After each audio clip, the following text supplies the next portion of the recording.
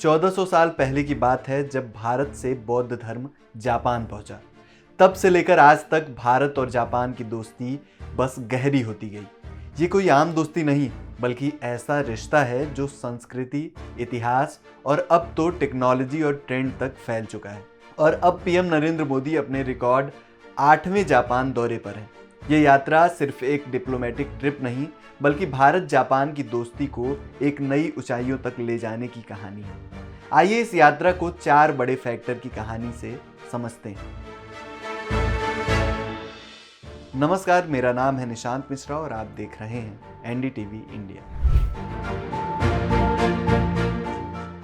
करीब 6वीं सदी में जब भारत से बौद्ध धर्म जापान पहुंचा, तब किसी ने नहीं सोचा होगा कि ये दो देशों को इतना करीब लाएगा। जापान के नारा शहर में टोदाईजी मंदिर में आज भी भगवान बुद्ध की विशाल मूर्ति खड़ी है, जिसका उद्घाटन 752 में एक भारतीय भिक्षु बोधिसेना ने किया था। ये वो पल था जब दोनों देशों का दिल एक दूसरे के लिए धड़का।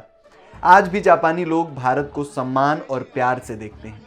ये सांस्कृतिक रिश्ता ही है जो दोनों देशों को आज भी जोड़े रखता है, और पीएम मोदी की इस यात्रा में ये पुराना बंधन और चमकेगा। पीएम मोदी जब से सत्ता में आए, भारत जापान की दोस्ती को जैसे टर्बो मोड मिल गया। 2000 में शुरू हुई इस ग्लोबल पार्टनरशिप 2014 में स्पेशल स्ट्रेटेजिक पार्टनरशिप बन गई। भारत की एक्ट ईस्ट पॉलिसी और जापान की free and open Indo Pacific सोच एक दूसरे के लिए बनी है। दोनों देश क्वाड सोलर अलायंस और डिजास्टर रेजिलिएंट इंफ्रास्ट्रक्चर जैसे मंचों पर कंधे से कंधा मिलाकर चलते हैं। पीएम मोदी का ये 8वां जापान दौरा है और इस बार वो नए जापानी पीएम शिगेरू इशिबा से मिलेंगे। दोनों मिलकर रक्षा, ट्रेड, टेक्नोलॉजी और इनोवेशन जैसे बड़े मुद्दों पर बात करेंगे। ये दोस्ती 2006 में हर साल होने वाले समिट से और मजबूत हुई है। याद है जब 2007 में जापान के पीएम शिंजो आबे ने भारतीय संसद में 2 समुद्रों का संगम स्पीच दी थी, या 2014 में जब वो गणतंत्र दिवस के चीफ गेस्ट बने। 2022 में जापान के पीएम फूमियो किशिदा ने भारत में $42 बिलियन का इन्वेस्टमेंट का वादा किया, और 2023 में Mumbai Ahmedabad bullet train project के लिए $2.2 बिलियन की मदद दी। यह सिलसिला अब और रफ्तार पकड़ेगा। भारत और जापान की दोस्ती सिर्फ संस्कृति तक सीमित नहीं, रक्षा में भी दोनों देश एक दूसरे के साथ मजबूती से खड़े हैं। 2008 में सिक्योरिटी कोऑपरेशन डील, 2015 में इंफॉर्मेशन प्रोटेक्शन एग्रीमेंट और 2020 में सप्लाई और सर्विसेज की डील ने इस रिश्ते को और पक्का किया। 2024 में तो दोनों देशों ने यूनिकॉर्न नेवल मास्ट को मिलकर डेवलप करने का प्लान बनाया। मालाबार, जेमेक्स और धर्म गार्जियन जैसे जॉइंट्स मिलिट्री एक्सरसाइज तो बस रूटीन बन चुके हैं। ट्रेड की बात करें तो 2023-24 में दोनों देशों का बिजनेस $22.8 बिलियन तक पहुंच गया। भारत जापान को केमिकल्स, ऑटोमोबाइल्स और सी फूड भेजता है, और जापान से मशीनरी और स्टील लेता है। जापान ने भारत में $43.2 बिलियन का इन्वेस्टमेंट किया और 1400 से ज़्यादा जापानी कंपनी भारत में बिजनेस कर रही हैं। वहीं 100 से ज़्यादा भारतीय कंपनियां जापान में डटी हैं।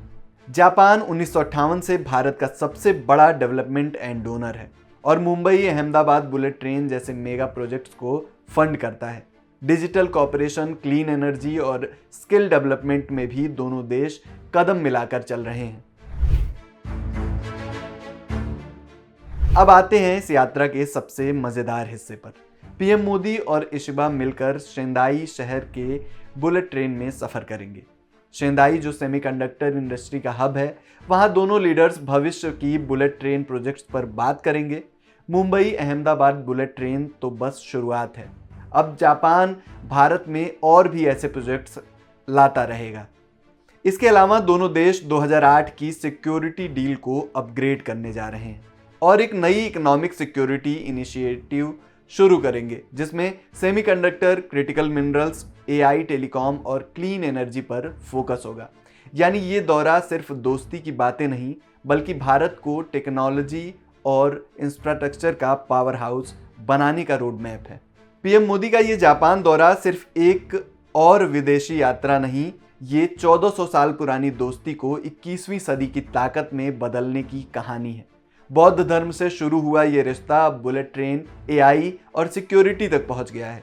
भारत और जापान मिलकर न सिर्फ अपने बल्कि पूरे इंडो पैसिफिक रीजन के लिए शांति और तरक्की का रास्ता बन रहे हैं।